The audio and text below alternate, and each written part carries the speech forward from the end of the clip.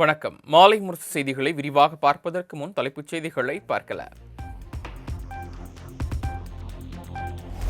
ஈரோட்டில் இன்று நடைபெறுகிறது தாவேகா தலைவர் விஜய் மக்கள் சந்திப்பு நிகழ்ச்சி.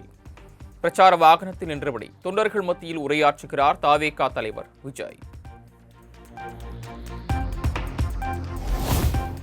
ஈரோட்டில் இன்று நடைபெறும் மக்கள் சந்திப்பு நிகழ்ச்சியில் என்ன பேசப் போகிறார் விஜய்? உற்று நோக்கும் அரசியல் கட்சி தலைவர்கள்.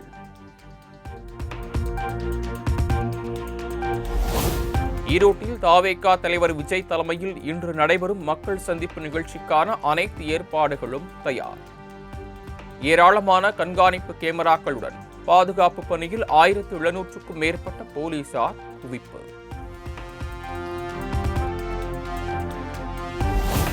ஈரோட்டில் இன்று நடைபெறும் தாவேகா தலைவர் விஜய் மக்கள் சந்திப்பு கூட்டத்தில் யார் வேண்டுமானாலும் பங்கேற்கலாம். QR கோட் பாஸ் தேவையில்லை, பொதுமக்கள் தாங்களாகவே பங்கேற்கலாம் என செங்கோட்டையன் பேட்டி. இதற்கு பாஸோ QR கோடோ கிடையாது. யார் வேண்டுமானாலும் மகிழ்ச்சியோடு வந்து செல்லலாம். ஆகவேதான் வருகின்றவர்களுக்கு குடிநீர், மருத்துவ வசதி, அதேபோல அவர்களுக்கு முழு பாதுகாப்பு தருவதற்கு ஏற்பாடுகள் செய்யப்பட்டிருக்கிறது.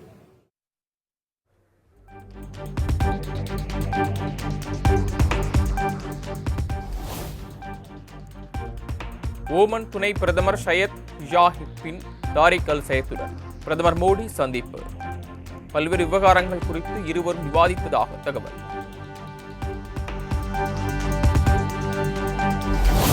இரு நாடுகளின் ஒத்துழைப்புக்கான புதிய வழிகளை ஆராயும், கூட்டாண்மைக்கு புதிய உத்வேகத்தை சேர்க்கவும் ஒரு வாய்ப்பை வழங்கும். தனது ஓமன் பயணம் குறித்து பிரதமர் மோடி எக்ஸ் தளத்தில் பதிவு.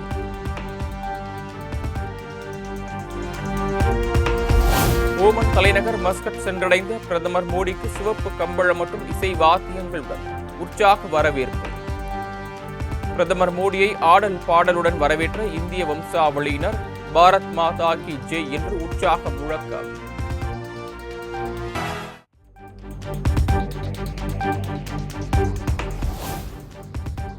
காப்பீட்டுத் துறையில் செயல்படும் நிறுவனங்களில் 100 விழுக்காடு அந்நிய முதலீட்டை அனுமதிக்க வகை செய்யும் மசோதா.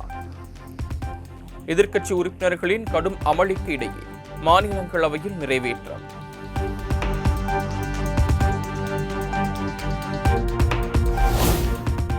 அணுசக்தி துறையில் தனியார் முதலீட்டை அனுமதிக்கும் ஷாந்தி மசோதா மக்களவையில் தாக்கல். காங்கிரஸ் உள்ளிட்ட எதிர்க்கட்சிகள் வெளிநடப்பு செய்த நிலையில் குரல் வாக்கெடுப்பு மூலம் மசோதா நிறைவேற்றம்.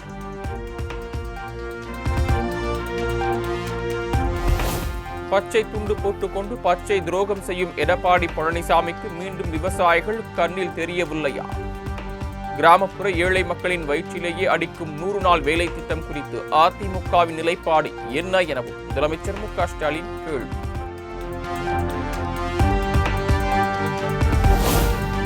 இருமொழி கொள்கையில் திமுக இரட்டை வேடம் போடுகிறது என எதிர்க்கட்சித் தலைவர் EPS காட்டம். நவோதியா பள்ளி வழக்கில் தமிழகத்தின் வாதங்களை அரசு சரியாக எடுத்து வைக்கவில்லை எனவும் குற்றச்சாட்டு.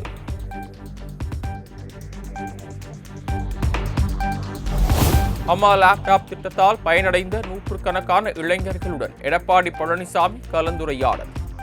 அதிமுக கொடுத்த அழுத்தத்தால் திமுக அரசு மடிக்கணினி கொடுப்பதாக அறிவித்திருப்பதாக விமர்சனம்.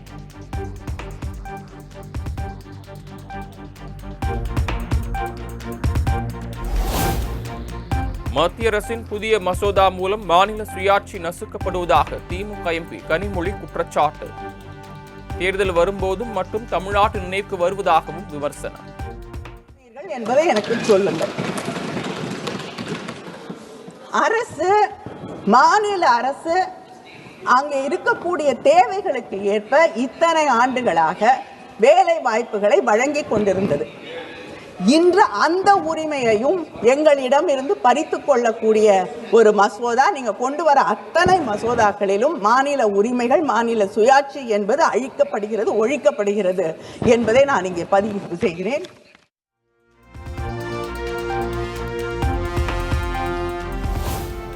மத்திய அரசின் மசோதாவால் பெண்கள், மாற்றுத்திறனாளிகள் என அனைத்து தரப்பினருக்கும் கடும் பாதிப்பு.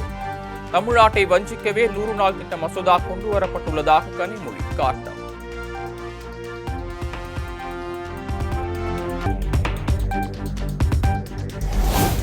நூறு நாள் வேலை திட்ட பெயரை மாற்றும் மத்திய அரசை கண்டித்து 23ஆம் தேதி ஆர்ப்பாட்டம். திமுக மற்றும் அதன் கூட்டணி கட்சிகள் அறிவிப்பு.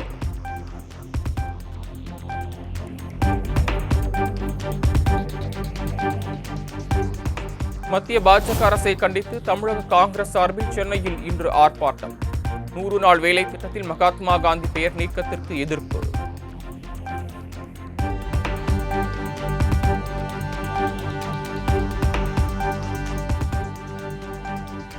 திருப்பரங்குன்றத்தில் தீபம் ஏற்ற எதிர்ப்பது முதலமைச்சர் மு.க. ஸ்டாலின் மட்டும்தான் என நயினார் நாகேந்திரன் குற்றச்சாட்டு.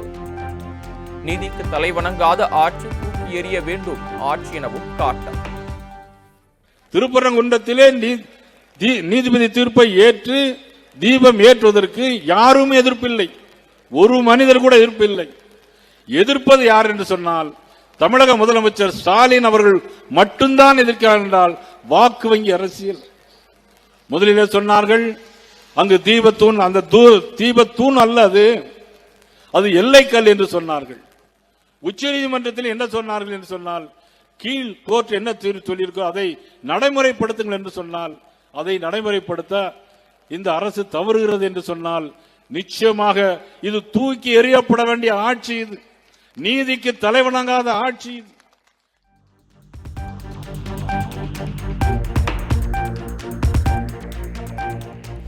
அண்ணாமலை கம்முன்னு இருந்திருந்தால் இருக்க வேண்டிய இடத்தில் தொடர்ந்து இருந்திருப்பார். விஜய் எப்போது எதை பேச வேண்டும் என அவர் சொல்ல தேவையில்லை என தாவேகா கொள்கை பரப்பு பொதுச் செயலாளர் அருண்ராஜ் காட்டம். தலைவர் சொன்ன டயலாக் இருக்குல்ல, அது யாருக்கு பொருந்தமோ இல்லையோ நண்பர் அண்ணாமலைக்கு பொருந்தும். அவர் கம்முன்னு இருக்க வேண்டிய இடத்துல கம்முன்னு இருந்திருந்தா அவர் இருக்க வேண்டிய இடத்துல தொடர்ந்து இருந்திருப்பாரு. அதனால எங்க கட்சி தலைவர் எப்ப எது பேசணும்னு அவர் சொல்ல தேவையில்லை. எங்க தலைவருக்கு நல்லா இருக்கு.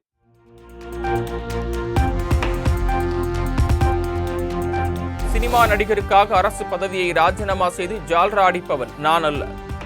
ஜால்ரா அடித்து பதவியில் இருக்க வேண்டிய அவசியமும் இல்லை.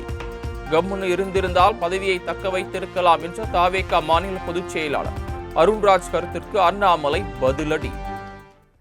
ஆனால் இந்த அண்ணாமலைங்கிற நாயினுடைய வாழை நிமிர்த்த முடியாது. நான் இந்த வாள் அப்படித்தான் இருக்கும். ஏன்னா அது உண்மையை பேசுகிற நாய். இது ஜால்ரா அடிக்கிற நாய் கிடையாது. இன்றைக்கி ஒரு கட்சியில் சேர்ந்ததுக்காக ஒரு சினிமா நடிகருக்கு ஜால்ரா அடிக்கிற நாய் இல்லை. இந்த நாயோடைய வால் கொஞ்சம் வளைஞ்சு தான் இருக்கும். இந்த நாய் அப்படித்தான் பேசும். அதை இந்த நாய் ரொம்ப பெருமையாக பேசும். அதுக்காக என்ன வந்தாலும் இந்த நாய் அதை ஏற்றுக்கொள்ளும். அப்படித்தான். ஏன்னா இது நன்றியுள்ள விசுவாசமான நாய் மோடிக்காக, நாட்டு மக்களுக்காக. அதனால் மற்ற சினிமா நடிகர்களுக்காக ஜால்ரா அடிக்கிறதுக்காக நான் அரசு பதவியை ரிசைன் பண்ணிட்டு இங்கே வரல. ஒரு உன்னதமான ஒரு கோட்பாட்டுக்காக வந்திருக்கேன். இப்படித்தான் அந்த வால் கொஞ்சம் நெளிஞ்சு வளைஞ்சு தான் இருக்கும். வருகின்ற காலத்திலையும் பல பிரச்சனைகளை நான் சந்திக்கத்தான் போகிறேன். ஒரு ஜால்ரா அடித்து தான் ஒரு பதவியில் இருக்க வேண்டும் என்றால் அந்த பதவி எனக்கு தேவையில்லை. அந்த பதவி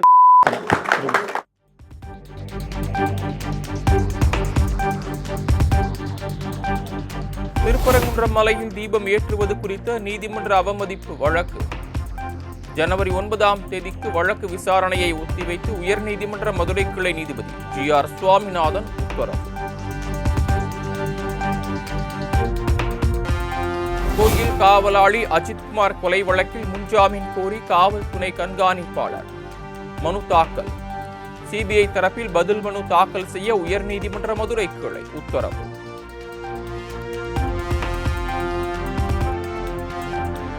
கனிம வளங்கள் கொள்ளை அடிக்கப்படுவதை தடுக்காமல் வேடிக்கை பார்ப்பது ஏற்புடையதல்ல. மக்கள் வரிப்பணத்தில் ஊதியம் பெறும் அரசு அதிகாரிகள் பொது சொத்துக்களுக்கான கனிம வளத்தை காக்காதது ஏன் என சென்னை உயர்நீதிமன்றம் சரமாரி கேள்வி.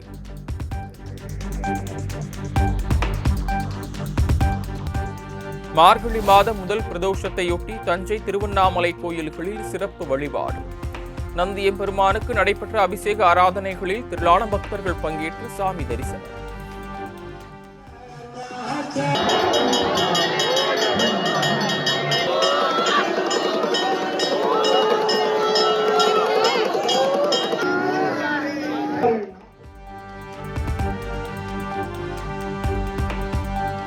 திருப்பதி ஏழுமலையான் கோயிலில் மார்ச் மாத டிக்கெட்டுகள் இன்று ஆன்லைனில் வெளியீடு. ரூபாய் சிறப்பு நுழைவு டிக்கெட்டுகள் 24ஆம் தேதி வெளியாகும் எனவும் தேவஸ்தானம் அறிவித்தது.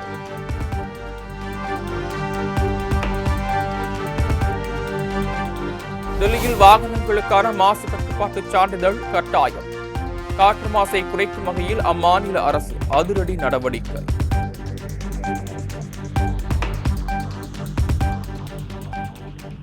டெல்லியில் அதிகரித்து வரும் காற்று மாசு காரணமாக இன்று முதல் 50 விழுக்காடு ஊழியர்கள் மட்டுமே பணிக்கு வர அறிவுறுத்தல். அரசு மற்றும் தனியார் நிறுவன ஊழியர்களுக்கு டெல்லி அரசு உத்தரவு.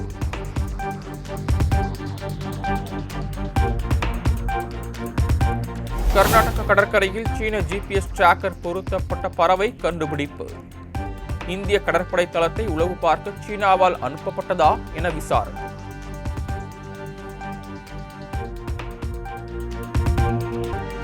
இந்தியா தென்னாப்பிரிக்கா அணிகளுக்கு இடையிலான 4வது T20 கிரிக்கெட் போட்டி ரத்து. லக்னோவில் ஏற்பட்டுள்ள கடும் பனிமூட்டம் காரணமாக போட்டி கைவிடப்பட்டதாக அறிவிப்பு.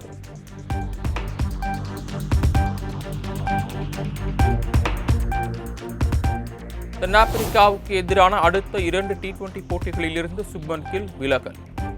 கால் விரலில் ஏற்பட்ட காயம் காரணமாக பங்கேற்க மாட்டார் என அறிவிப்பு.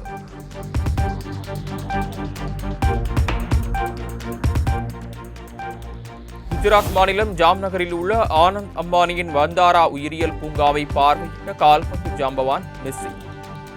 விலங்குகளுடன் விளையாடியும் சிவலிங்கத்திற்கு அபிஷேகம் செய்தும் வழிபாடு.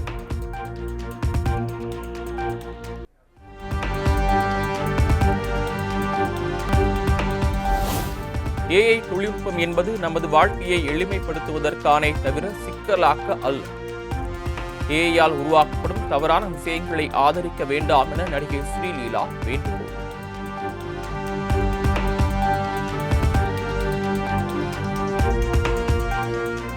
நடிகை ஸ்ரீலீலாவை தொடர்ந்து AI எடிட்டுக்கு எதிராக கொந்தளித்த நிவேதா தாமஸ்.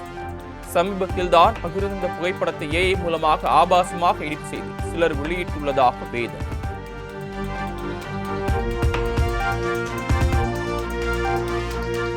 இலங்கையில் தோழிகளுடன் விடுமுறையை கொண்டாடி மகிழும் நடிகை ராஷ்மிகா மந்தனா. புகைப்படங்கள் இணையத்தில் வைரல்.